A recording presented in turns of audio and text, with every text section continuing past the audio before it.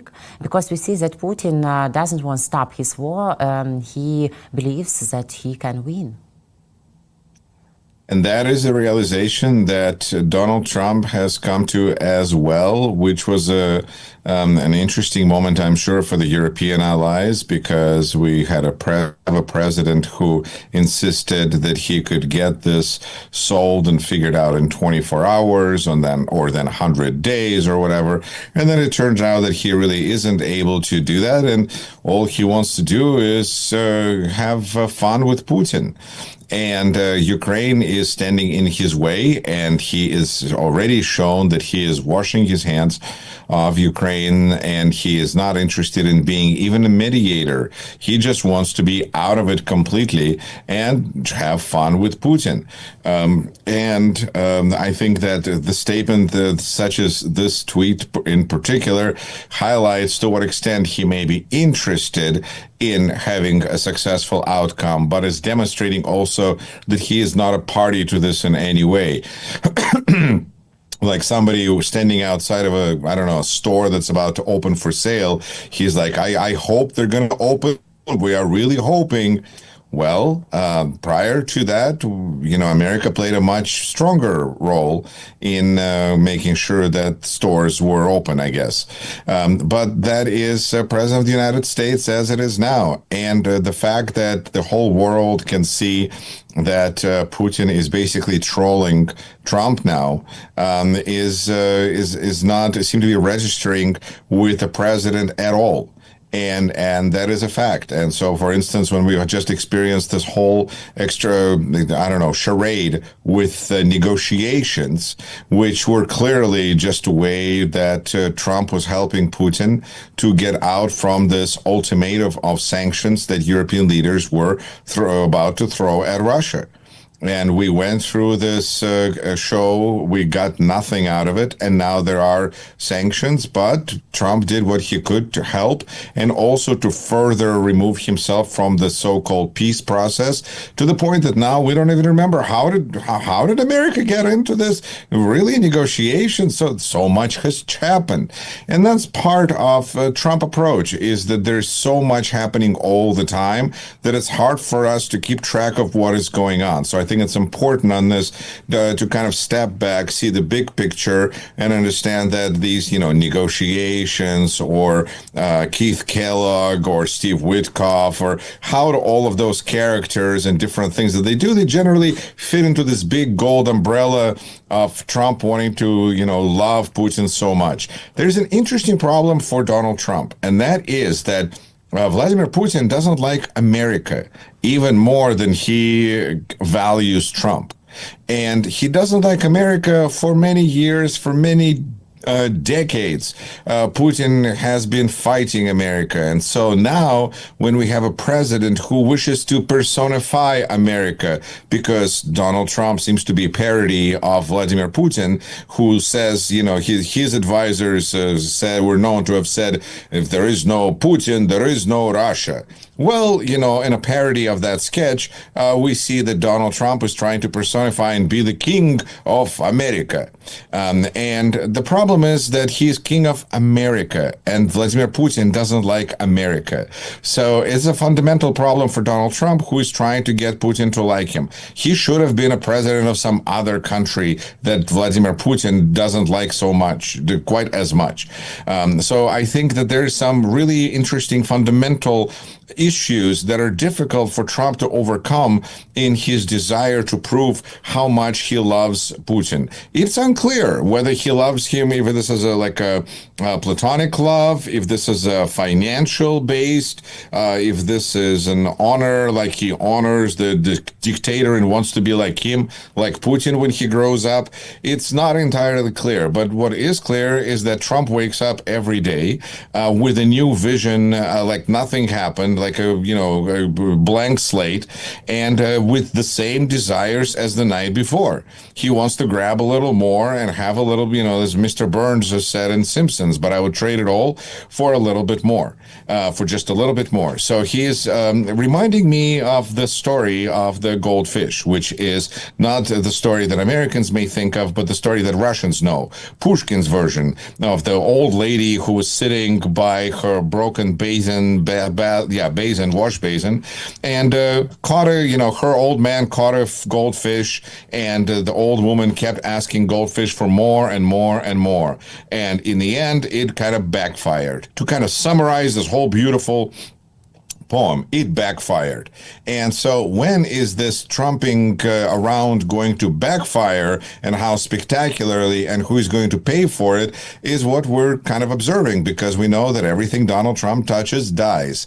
It's been happened to his business 6 times. It happened to Republican Party. It's unfortunately happening to the United States, which is being, clearly under attack. And it's happening, who knows with who that Donald Trump decides to be partners with. In the end, it's bad for Russia even if Donald Trump is your friend. So I think that they've got some relationship issues where neither one of them is perfect, and both of them to a certain extent need each other for now.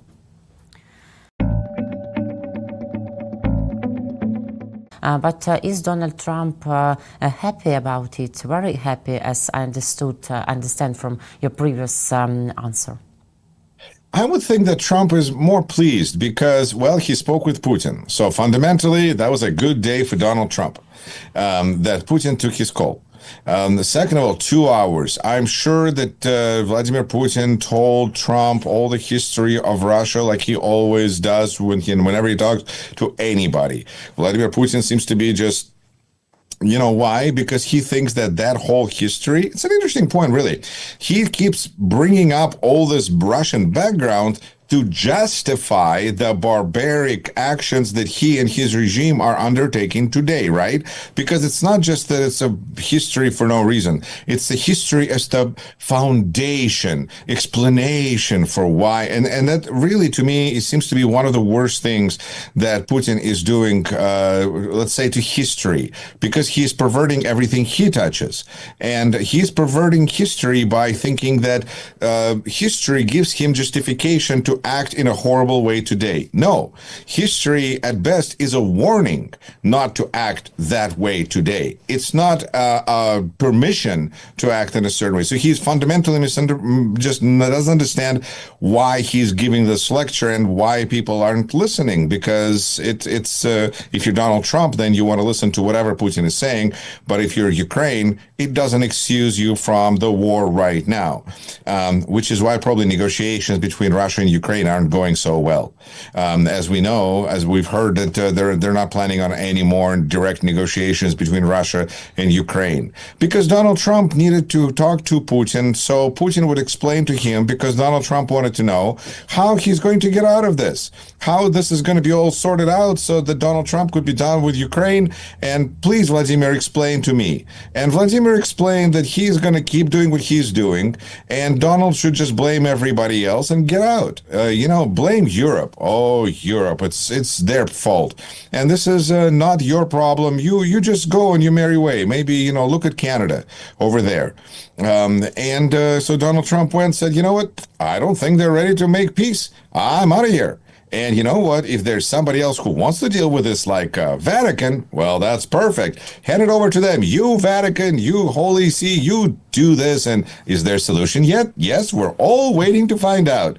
So he decided to switch from being a performer in the circus to being one of the people sitting in the seats and cheering the clowns on, And it's an interesting attempt to switch positions. And some people will remember, some people will get confused. Some people are going to think about other things that are happening at the same time, then just forget about Donald Trump. But you can't forget about Donald Trump, because even his actions that have to do with, we moved on past the phone call. We're now dealing with him threatening Europe and threatening Apple because he forgot what happened yesterday, that he already made peace with Apple, but he wants another bite of the apple. So he's going at it today. That's Donald Trump that we have. And so there's not going to be another one. So just, I think, kind of moving away from him with the understanding that he is going to be attacking Europe now in an economic way. But once it is officially presumed that he is really with Putin, there's going to be a shift. And I think that's important to understand. The same way that we noticed that there's a distinct shift with the way Donald Trump behaves before and after conviction, the same way that once he becomes kind of расчехлится, when you take off the casing and go, you really are with Putin, aren't you? Then it kind of, I feel, would give him a permission to start acting like he is with Putin because, it's all clear. Everybody knows it anyway. And in that sense, I think we could be looking at a much more dangerous Donald Trump than we are now. But it is a slippery slope, and it's just a matter of time before he gets there.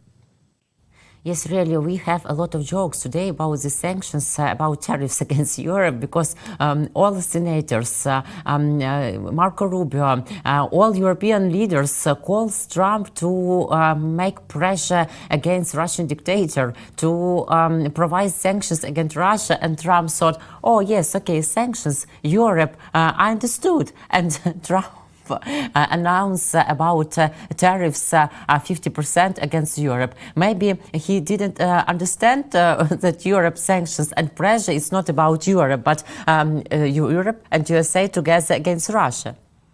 Maybe he understands better in Russian. Who knows? Maybe just that the message was delivered to him in the wrong language. That's all. He recognized some of the words. It's kind of like when I speak to people who speak Ukrainian. I look for words I recognize. He recognized Europe and tariffs and went with it in the way that he could best imagine.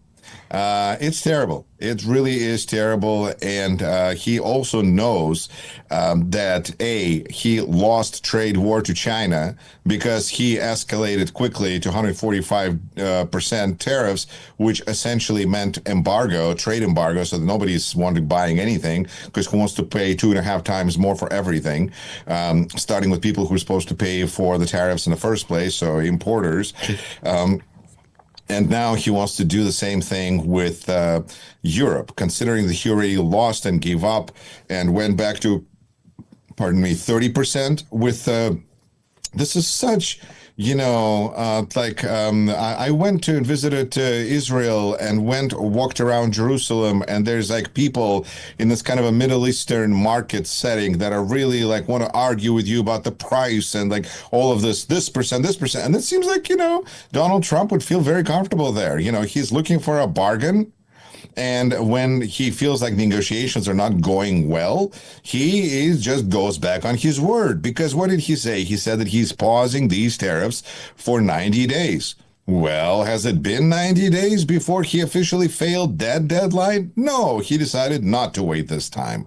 This time, he decided to march right in and say, you know what, this is not working well. Negotiations are not going well, probably because, whatever. And so we're going to go back on our word. Perhaps that's why negotiations aren't going well, too, because if you're going to keep going back on your word, who's going to negotiate with you and why? It's almost like who is going to go now and visit White House when you have people like President Zelensky or President of South Africa who are getting attacked there, verbally, and so that's makes an impression. So United States is going to be very quickly marginalizing itself. It's very troubling. It's worrisome because that's not how a leader of the free world is supposed to behave, and there will be consequences for this. When we see markets responding to this in a negative way, that's what happens. There are consequences, and it's interesting to see if Trump administration will listen to bond markets or whatever markets that make that money. Maybe who knows how cryptocurrency will respond to this, but hopefully one way or another it will connect with a nerve ending that will make him stop. And I think that this is just a matter of time before somebody loses enough money and they knock through and then explain to him. But I think that's a challenge where I think business people should fundamentally understand that, once again, capitalism is in danger. Their welfare is in danger. Their prosperity, their wealth is in serious danger because of Donald Trump. What they're going to do about it is they're people with means. They should understand this responsibility, that this is their responsibility, that they're letting this world be destroyed because they're trying to negotiate with Trump. And he's going to come back tomorrow and ask and tell you to give him more. And then the next day, more, until that's how he operates. That's why there's 6 times bankruptcies, because that's not how you run a business long term. This is how you make short-term speculations, which is what he's clearly interested in doing. So I think that there are some people who need to understand that they have influence, and it's not politicians right now. I think it's the people with means and the money that have more influence over this president. But when we see that he just had a crypto coin dinner at White House, and people who were there spent at least $40 million on his cryptocurrency, and clearly many of them were not even from the United States, well, that just brings us back to the plane from Qatar and to what extent this president is, owned by another country. And it's also important for him to find somebody who is going to be ultimately held responsible. I think anybody who understands, I would say Russian approach, when you don't want to be the last one, when there's like, whose fault is this? So it's very important to be able to point finger at somebody. Therefore, even when it's tariffs, which is his, he liked it, he loves it because he doesn't need anybody else, he still recommends. Interesting. So I guess it's not really his fault or responsibility. That's somebody else, some other Trump, maybe Eric Trump. I don't know. Maybe Stephen Miller. Who would Donald Trump? Vladimir Putin. He will recommend tariffs to Vladimir Putin. And if Vladimir Putin approves, then, Donald Trump, he's a little person. He's just a president here, But it's this guy in Kremlin that totally got him by the, price on eggs. And so he can't do anything. So he'll just recommend tariffs and see what happens. Yes, they really have so much in common, Trump and Putin. And Irina, I think this is a very important point, and that is understanding the similarity between Putin and Trump. Because there are people who will say that they are very different, because Trump is a capitalist who is interested in deals, and while Putin is more of a power grabber, secret police, all of that stuff. But I think that they actually have a lot in common because they're both fakers. And one of them faked being a successful businessman, and the other one faked being a spy. And so they constantly have to prove that they are not who they really are. And the question there goes back to accountability. What is the accountability for faking this kind of stuff? If you're faking that you're a businessman, then there's consequences, because there's accountability. There's a bankruptcy, as I've mentioned, for Trump 6 times. For Putin, less worry, because he runs a country that cannot declare bankruptcy, although in the late 90s, they essentially, there was some collapse. And so it's not like Russia hasn't had economic problems. So they both clearly suck at running things. I think that whether there's going to be accountability for Putin, it's hard to imagine other than, in hell. And I think that there's going to be, a circle of hell, perhaps named after him. Who knows? Because he should be recognized for his contributions to, moving hell on earth, to kind of creating that connection. Thanks, Vladimir. But the consequences for Trump, I think, are much more direct and really should be predictable. His policy and his politics are really doing a lot of damage to the United States and to people of the United States. People who voted against Donald Trump, and also for people who voted for Donald Trump. And those people are going to go and vote because they're going to remember that even unlike COVID, this is something that these tariffs, they did not exist prior to Donald Trump. And I'd like to make this very clear. If Kamala Harris was president right now, there would be no tariff wars. We would continue aiding Ukraine at least at the level at which Joseph Biden was aiding Ukraine. Enough or not enough, whatever, we would be at a very different level than we're looking at right now. And I think that's the part of elections having consequences. We chose to stay at home, not vote for Kamala Harris. Too many people did. And as a result, we now have Donald Trump, who feels that he can do whatever he wants, that he caught the goldfish. He is the president of the United States. He can do whatever he wants.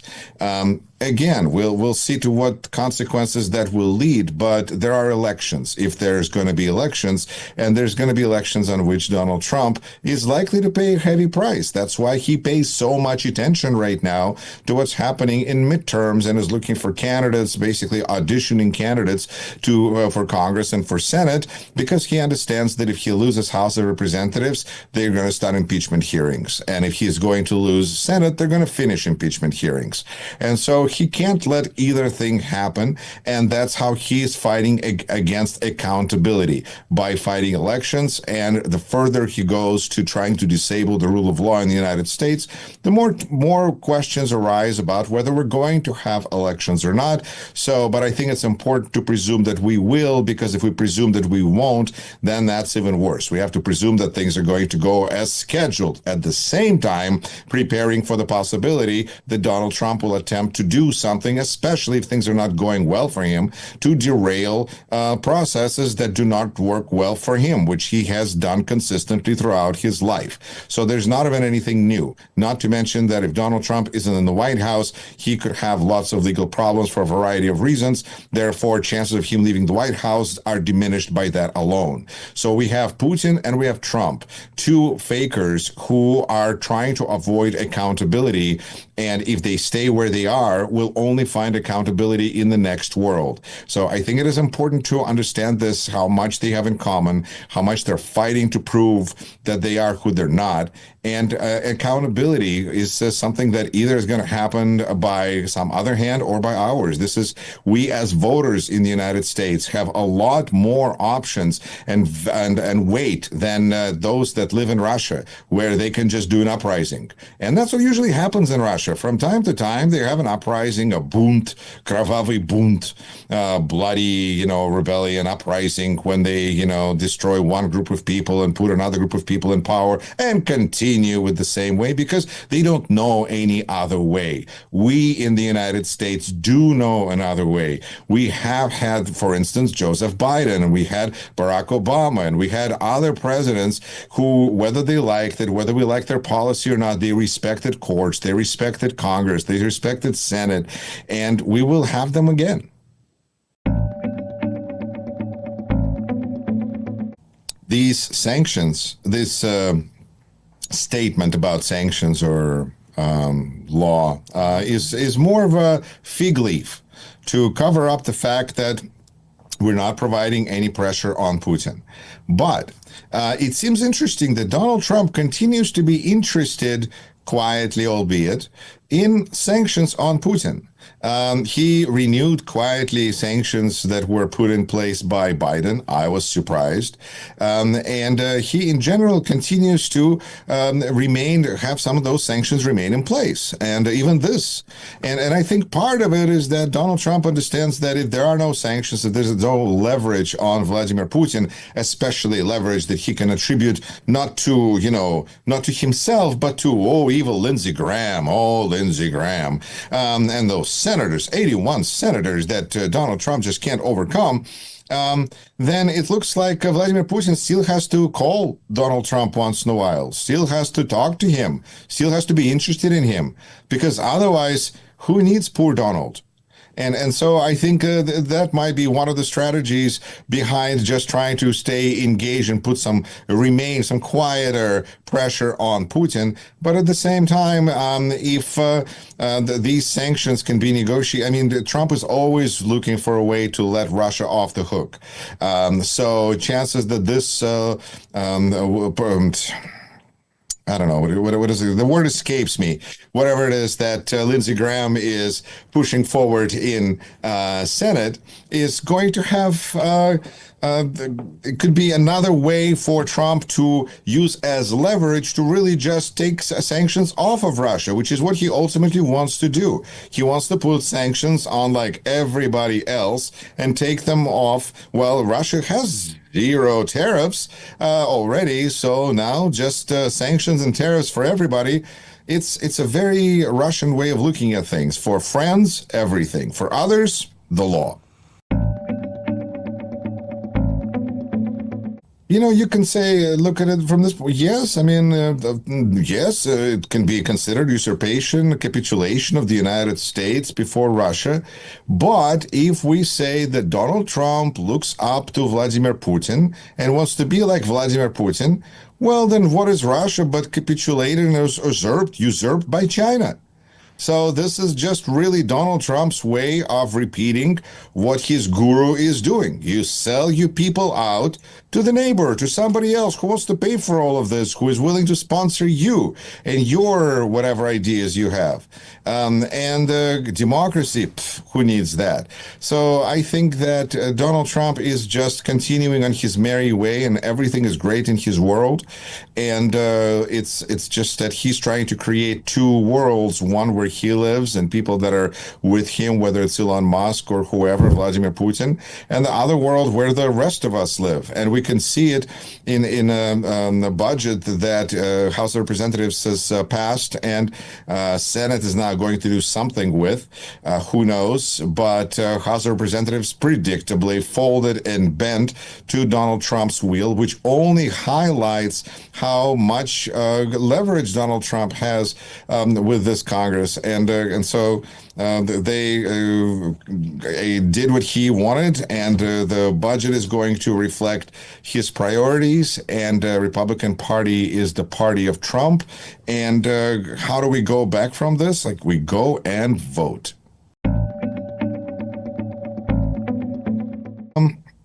I think of all the approaches to trying to get Russia to realize that this war is not in its best interests, I like Vitaly Portnikov's approach of generally targeting infrastructure.